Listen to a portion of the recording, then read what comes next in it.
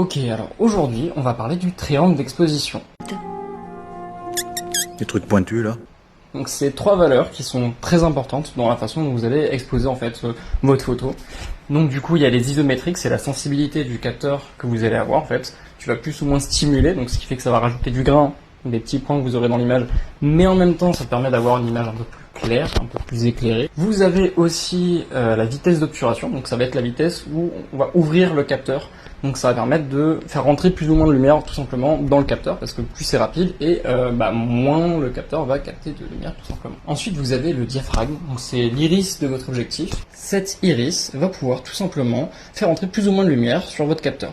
Donc ces trois valeurs, on va jouer avec elles pour un peu pallier au problème de chacun. Donc la vitesse d'obturation, ça fait que si vous en avez une trop lente, puis elle va être lente en fait, et puis elle va pouvoir laisser du temps à la lumière de venir. Par contre, ça va faire du flou de mouvement. Donc si vous avez un truc rapide, il vaut mieux jouer sur les isométriques ou alors le diaphragme. Le diaphragme, ça va jouer en fait sur tout simplement la luminosité, mais aussi sur l'effet de profondeur que vous allez avoir, comme le flou que vous pouvez voir ici. C'est grâce à un diaphragme assez gros, qui ouvre gros. Donc ça dépend de ce que vous voulez.